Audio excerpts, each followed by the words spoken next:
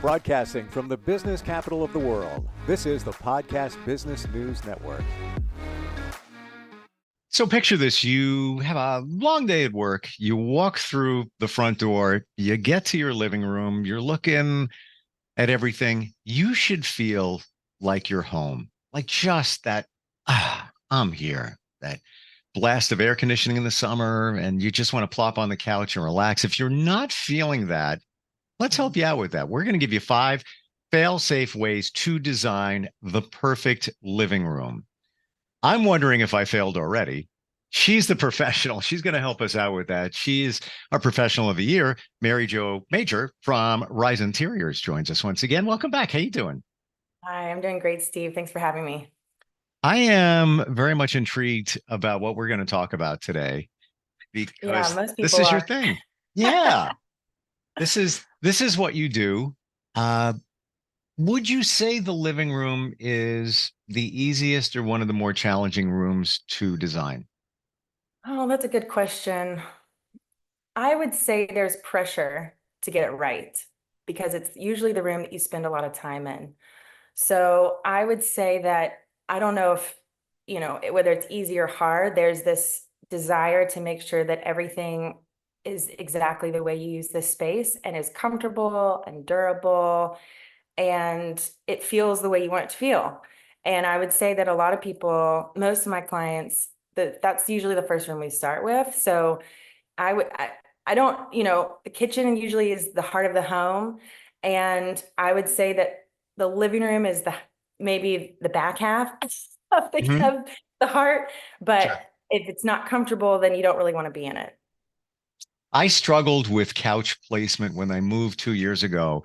So much, Yeah. in fact, that when I had friends come over, I would Mhm. ask their opinion. All right, what about this? Now, hold on, don't. All right. And then I would move it that way. What about that? What do you think? Give me your thoughts. Um, Yeah. it all kind of gravitated in one direction. And it's kind of because the TV hookup, if you will, or the wall bracket was there. I mean, I could have spackled over, painted, blah, blah, blah, and put it over here. But it Right. kind of went in that direction because of that. Plus, Mhm. there was a fireplace to the right of it, is a fireplace to the right of it. So Yes. Okay. aesthetically, that you're looking at it, there was more of a reason for it to be there.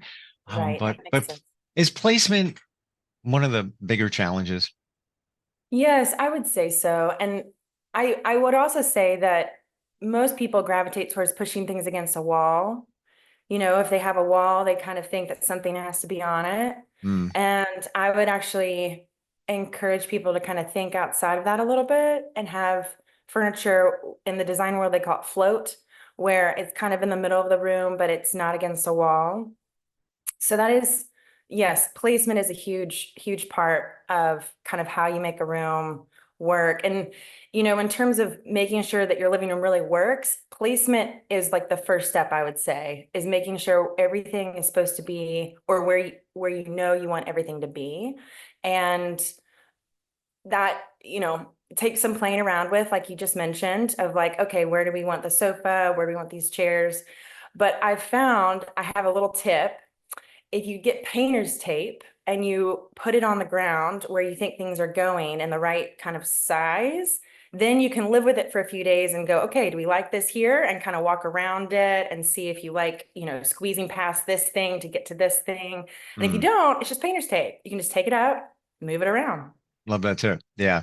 The Yeah. one thing is missing is the volume, because when you Right. pass by Well, the tape, you're not, you got the couch that goes up, to here. But it gives you an idea of what I work with a swimming pool company. I do marketing as well. yeah, okay. And that's what they do. They take a liner of what it would be and they just drop it Mhm. in your backyard and full Wow. size, 30 by 25 or Yeah. whatever it is, and leave it Wow. there for a few days. And you can always move it over a little bit and kind of think it out.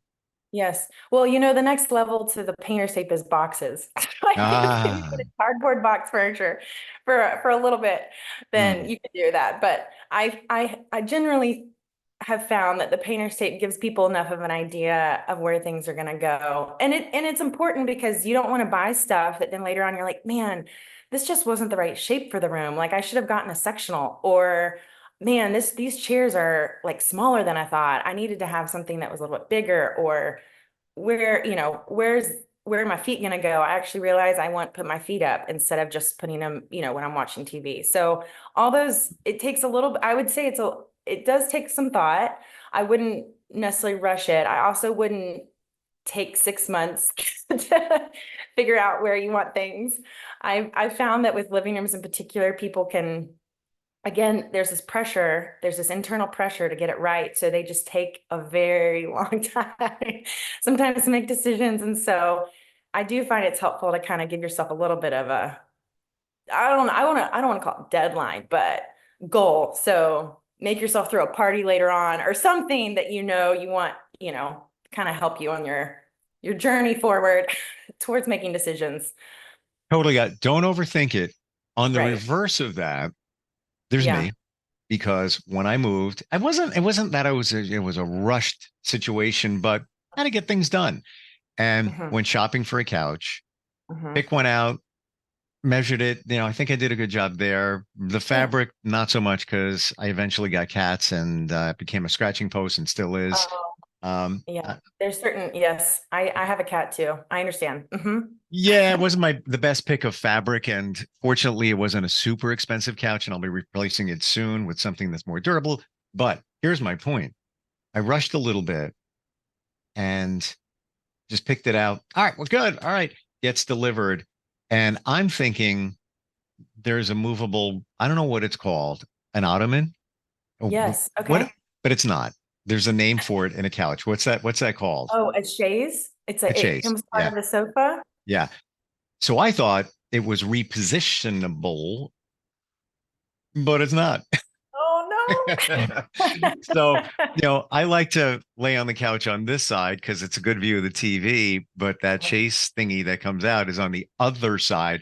I can honestly tell you, in almost 2 years now, I have never put my feet on that thing, because I just doesn't, I want it over here. It's over there, but I didn't Yeah. shop it out properly. So you got to have Sorry. that blend between the taking too much time, the overthinking, and then just kind of Yes. buying on the spot and getting it done. Yeah, there's as with everything in life. Yeah. Yeah. Yeah. Yeah. There's Yeah. a little balance. Yeah. Just a You little, learn. but you know what? Yeah, give yourself a little slack. If you just moved in and you didn't have a sofa and you needed it, I mean, that's easy. That's an easy mistake to make. So don't give yourself too much. And we're going to get back Yeah. to the 5 tips, but Yes. quality makes a difference, because Yes. the set that I had in the previous house, um, spent decent amount for it. It lasted, whereby the one I have now, not counting the cats, even just normal somebody sitting on the couch. And again, it's not old, and it's not like I have parties every single day. It's Right. starting to show wear, Yeah. for that particular fabric. So paying more Yeah. makes more sense. I just have to say that. I never realized it. Yes, in this day and age, I feel like we're used to checking prices on Amazon. Like Yeah. we're all guilty of trying to find the best price. Yeah, yeah. And so I think it's easy to assume that if something's cheaper, then it's better, because in our brains, I think that's kind of how we've been taught to think a little bit of, if it's cheaper, it's better. And it's harder to kind of, especially with bigger pieces of furniture, because it just costs more money. Like it's just Right. literally extra zeros, And so it's hard sometimes to reason with yourself, like, do I really need to spend this much money? And I think I mentioned this on another episode, but I think of everything as kind of having a shelf life, like an expiration date, and you just have to be okay and accept and know what your expiration date is for a piece. So if you want it to last a year, that's fine. But if you do want to if you Yeah. do want it to last longer, and you don't want to have to do this same thing 2 to 3 years down the road, it is better to get something nicer. And I will say this, that my clients who do invest, I mean, it is close to 10 years or plus that then they decide that it's not that the piece of furniture is wearing out, it's just that they move and they need it to change colors, or they want to change it up a little bit. So Yeah. it's not because it falls apart. Gotcha. Well, my sofa has expired. That's okay. Try velvet. That's going to be for good for cats. All good. All right. Fail safe tips to design the Yes. perfect living room. What else do we Yes. have? Okay, so excuse me, after I would say layout, the next thing I would do is figuring out your focal point. So in your case, it sounds like it was the TV. Is that right? Was that kind of Yeah. like the, Yep. yeah, yeah. That's most people, generally speaking, where the TV is. So whether it's over a media console or whether it's on a fireplace or whatever, that's usually a big focal point. I would also say that sometimes, going back to this idea of like a sofa floating in the middle of a room, sometimes there's like this big wall behind it you can make into something. But really the goal is just to pick one thing and make it be something you get excited about. So a really low commitment kind of option is just paint. You can just paint it like a fun color of whatever and if you're living with someone, that's kind of you both agree to. I kind of going back to our early conversation last week about wallpaper and murals, or I guess it was a few weeks ago. I've been doing a lot of murals as kind of like a statement piece Hmm. behind, like especially over a fireplace. In fact, I just designed a client's living room to have like this really cool jungle mural that goes all behind her bookcases on her fireplace. So, but picking something, it could be even a light fixture. It doesn't even have to be something on the wall, but something that kind of gets you excited that, is the thing that everyone's kind of eyes goes to in the room. So that's kind of the second thing I would do. Gotcha. Yeah, Yeah. So, interesting. I got a visual of the mural that you just described, where some okay. people may be, oh wait, man, that's going to be too in my face. Right. That's Right. wallpaper is one thing. This is the other side Right. of the wallpaper where it's more bold.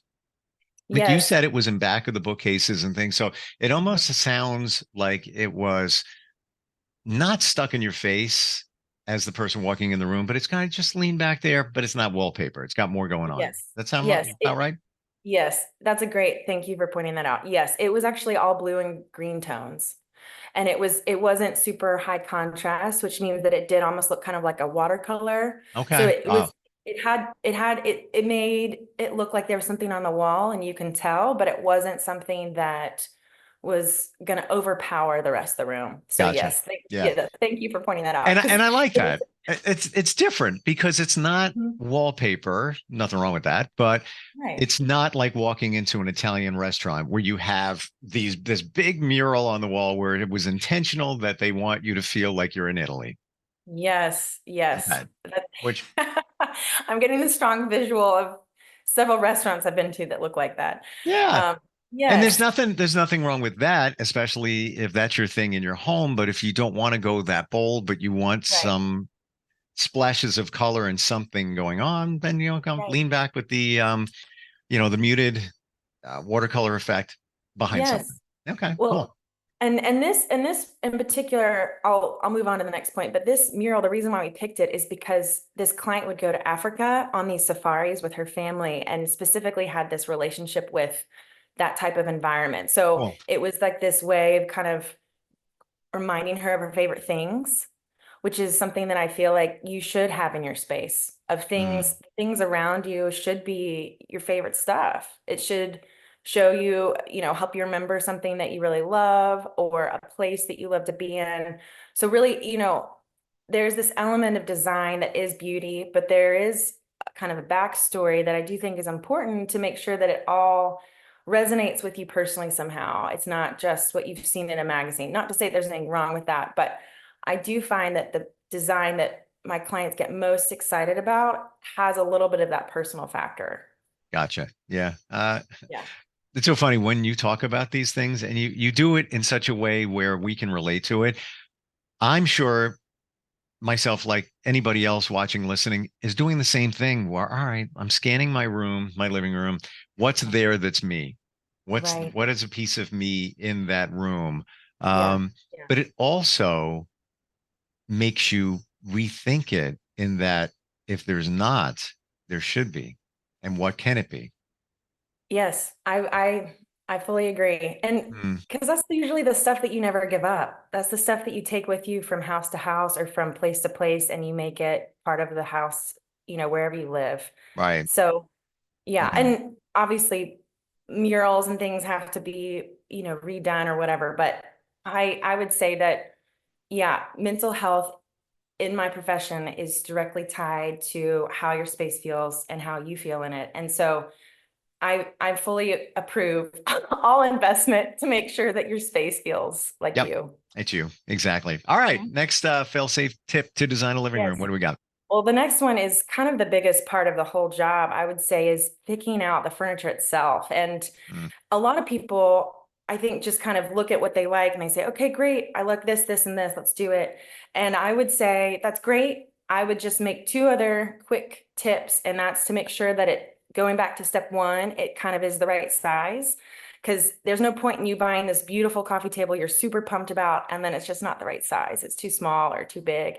And then I would also say that contrast is a big deal. So if you see mm, things, most people kind of pick what they like and what they know. So that usually at the end of the day sometimes results in all the same wood or all the same color blue. Everything kind of looks the same.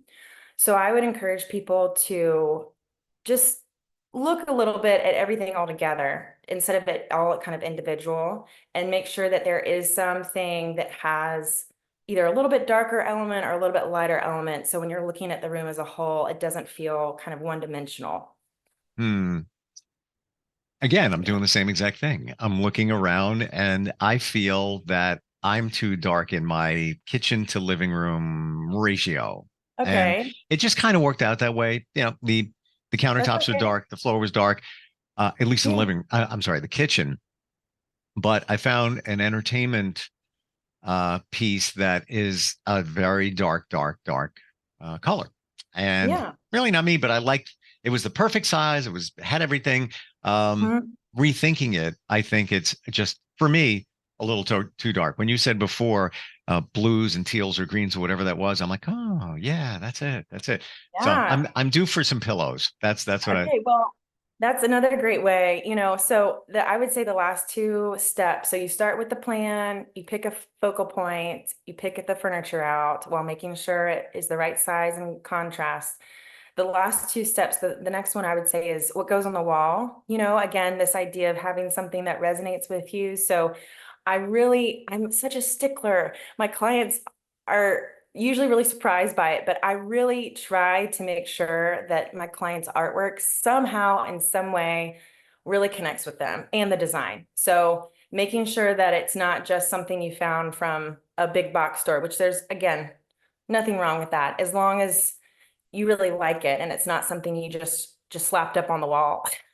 sure. So I have some great sources I'm happy to share with some viewers about where they can find art. I would say the first thing is looking local and looking on Etsy. And then even on like social media, there's usually a lot of great artists that kind of that their world is Instagram or Facebook, and you can usually find some good stuff there. I'm not the Etsy professional, but I don't know if you know that they recently changed their categories. No, what did they So change? I'm trying to remember, Okay. but I believe the vintage category went away and it's kind of Okay. looped into another category. So it might, if you Okay. haven't been there in a while, you might want to just, kind of poke around because it might be different and Yeah. try to find stuff. Okay, that's a great tip. Yeah, I Yeah. didn't, I, Very, very recent. Like I'm talking like in the last week. I don't even know. okay. I'm a techie, so it was in a feed. I'm like, oh wow, okay, they're changing it. Wow. And even like one of the labels like handmade or something like that goes into another category. So I don't know why they're doing it, but they're just changing the way we perceive Etsy to be. Yeah. Right. Well, they all do it. They all change. Yeah. They all Yeah, it's try all to keep good. up with each other. Yeah. So yeah, well, okay, that's a good tip. And I do find, most artists, there was a time where a lot of people started in Etsy and then they kind of started their own websites and their Sure. own, I honestly, I have a handful of artists that have their own websites that I just kind of, I know fit in a lot of my designs that I kind of look to a lot. Gotcha. So do we have So one more tip? I think we we do, do. right? Yes. Yes. The last one kind of is going back to what I mentioned earlier about this idea of kind of zooming out. But it's easy when you look at everything, you zoom out and you go, oh, I've spent so much time picking everything out, but I really love this one color, or I really, as you're mentioning, I need it to just be a little bit lighter. What can I do? And those details like pillows or other things can really help make it feel complete. So And another tip I would say too, Steve, is it's kind of one of my secret sauce tips is to find something in the room that can repeat. So for example, if you have a rug that, let's just say, has some squares in it, if you have a pillow that maybe has some tiny squares in it, that'll make the room feel even better than if you didn't. It's a subtle kind of repeat Wow. in things that makes a room kind of feel even more cohesive. Does the repeat also apply to color? Yes. Okay. Yes. So if you have, um, a rug that has some color in it and you don't really have that color anywhere else, picking out that color and putting it somewhere else, or vice versa, something on the wall that has a color. Maybe you have a photo of your favorite beach or something, but you don't have any other colors in the room that kind of are from that photo. You can, maybe pull a little bit out and put it somewhere. So a random question. Yeah. Got a couple of minutes here. Yeah, sure. How do you strike a blend between having objects, Mhm. but not overdoing it? Because since I moved, I scaled down where I am now, and I'm in Okay. between houses, so things will change.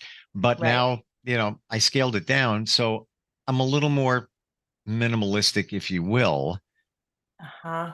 But I'm trying to keep it clean, but also, I love the Caribbean. That's when you said the green and the blues. So, I might have a piece of coral that's, that I just means something to me, and I'll put it on, Yeah. a nightstand or whatever. But I find, like, how do you strike the balance between purging, stuff you really don't need, but maybe it has some Yeah. meaning, all of that. Oh, that's hard. And Yeah. I'm a sentimental person, so I keep a lot of stuff myself. It's hard to get rid of even birthday cards. It's you just somehow I have a hard time. So I get that. Uh, one of the things I will do when I'm trying to figure out what makes the most sense for in that kind of situation of how much is too much, you take everything out off, which sounds like a Mm. lot, but if you think about all those, organizing shows where they tell you take everything out. And then I would say, group things together usually helps. And also start with kind of the bigger items. So if you start with kind of, if your coral's biggest, or you have these photos that are biggest, those are the kind of the bigger items I'd place where, those go. And then I sometimes have my clients do this sorting of most priority, I have to have, nice to have, I don't care about. And we start with the have to have somewhere in this room, and then we filter in with the rest of the stuff. And it is, I do have some clients that do have, if they don't want to get rid of the things that they don't have the space for, or they don't really want to see all the time, they just kind of put it in a little tub or something and they rotate it out. I think that you don't have to, again, that's maybe anti-purging, but it's a way, if you do want to still see them, but maybe not all the time, it's just Right. another option. No, I love that. Like a, knick-knack rotation, if There you you will. go. There you go. Yeah. Every 4 months, you Every change four out your air months. conditioning filter, you change Right. out Put it your. on the. It's so funny because I disconnected my telephone. I don't need it. I kept it because it's a package. And Right. that was a couple of months ago. And I walk in my bedroom, and on the nightstand, I'm like, wait, there's the cordless phone. I'm like, I don't need that anymore. Come over here. It just, I won't throw it out. You never know. So I just wrapped up the Never cord, know. throw it in a box in Right. the garage, and just leave it there for now. Yes. Love these Yes. tips. It's so relatable when you relate it to your current space and how you can improve on that. Mary Jo, Yeah. how do we find you if somebody wants to, pick your brain, has some thoughts of redesigning, whatever? Yeah. I'm happy to help. Yes, the best way to reach me is my website, which is riseinteriors with an s.co. .co, not .com. Correct. Got .co. it. Always Yeah. love talking with you. Oh, you are just so like chill, laid back, grounded, full of Oh, thank information, you. low pressure, low Thank stress. you. Yeah, it's Thank you. when I move, and I'm hoping it's soon, searching in this area, there's like no inventory of houses, and it just, Oh, I'm sorry. uh, That's such a struggle. I know it's all that's good. a problem everywhere. Yeah. Yeah, absolutely. On the plus side, I've heard. So yeah, Right. there's that. But you'll be my first call when I get there. Great. Yeah. Happy- Thank you so much, and we'll catch up soon. Okay. Okay, sounds great. Bye. Thanks. Thank We'll be you. right back.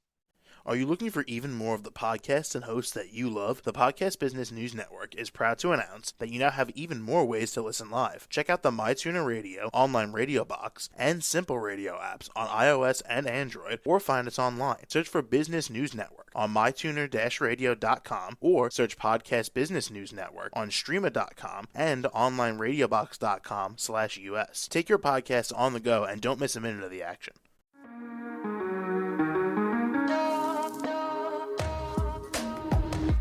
Broadcasting from the business capital of the world, this is the Podcast Business News Network. For nearly 2,000 severely injured veterans, everyday life has become filled with barriers. Day-to-day simple tasks can become pretty daunting. I have to carry my chair up 2 flights of steps or have somebody do it for me. What scares me the most is just the falling.